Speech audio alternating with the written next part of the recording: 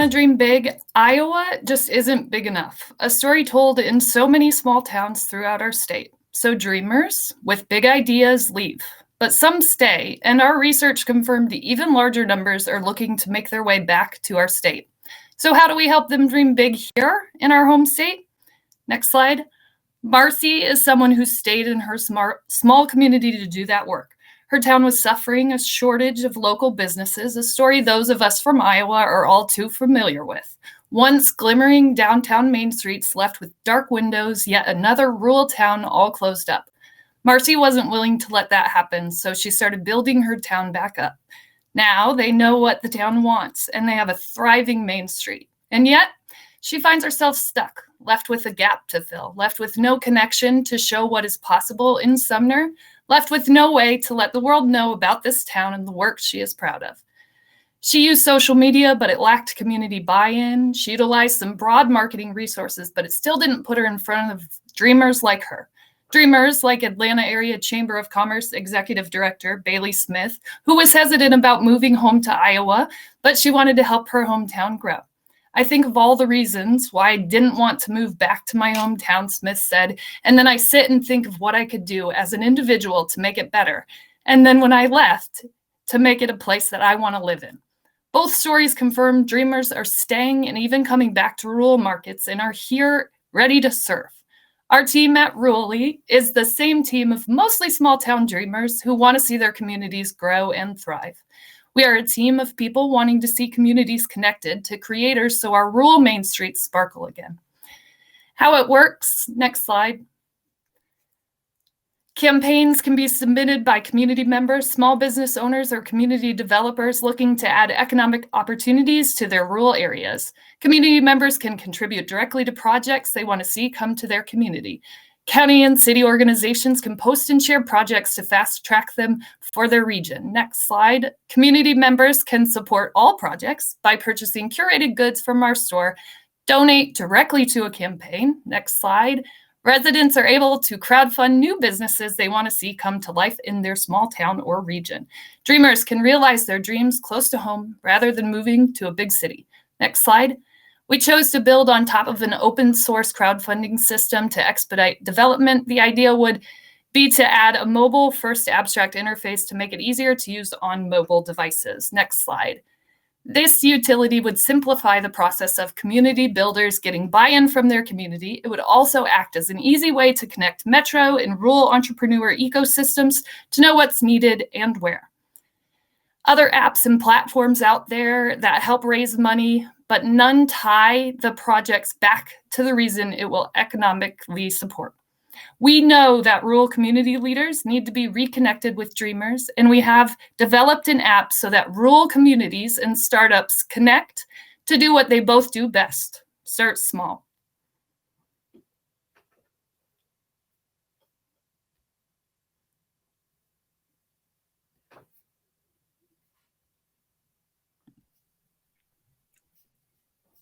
Ben, I think we're on question time, are we? Oh, well, we still have plenty of time. Okay. No, that's fine. That's fine. Hey, concise simplicity, you get points, right? We're moving on. Thank you, Hannah. It was very nice. Mo, thanks for the, I'm trying to be my own Wizard of Oz over here. Appreciate the heads up. If you would like to ask some questions in YouTube, we have an extra minute. And so type them up on your phone here on your laptop, and feel free to connect with these entrepreneurs and further support them by sharing your thoughts and perspectives. Judges, I will go ahead and get our 3 minutes started. Hannah, thank you again for the nice pitch, and your 3 minutes for Q&A begins now. One main question I have is, in terms of how all of this works, is it more that the entrepreneur, after receiving the funds, is paying it back in increments to those that donated, or is it more that they retain all of the ownership and it's more of just people donating like to a nonprofit? It would almost be like an incentive to bring them to Iowa so communities can kind of incentivize entrepreneurs coming into this ecosystem. Hannah, what does the business model look like? Like, how do you make this sustainable? And pay for it to continue growing it? Yep. So the communities that would utilize this, whether that looks like a Sumner model where it's just all volunteers, would pay to utilize this app in their community to build and kind of collect information that they're needing from their communities. So mostly the payment to use the app from whoever is running that, whether that's a chamber or an economic development.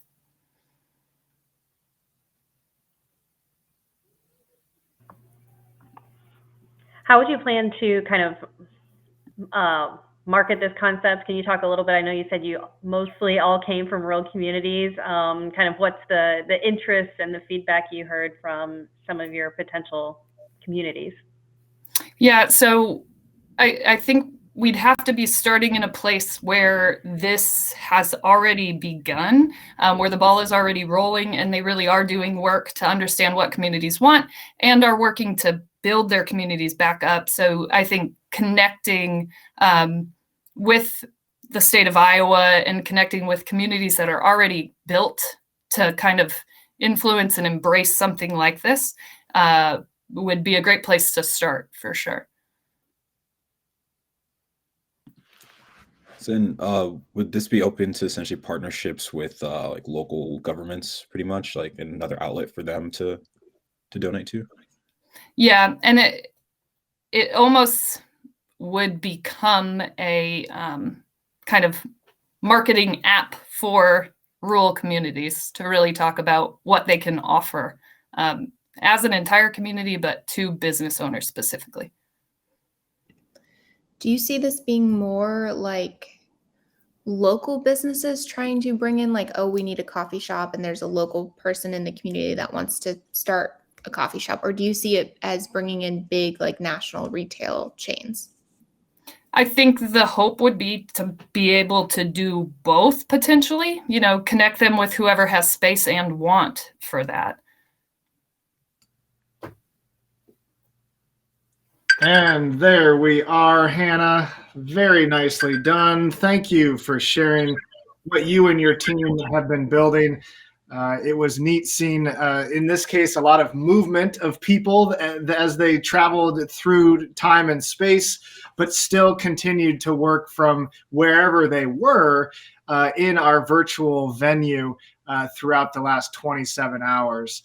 Very nice, Hannah. Thank you again for not only participating in Startup Weekend, but also the generosity of helping to organize this fine experience for others.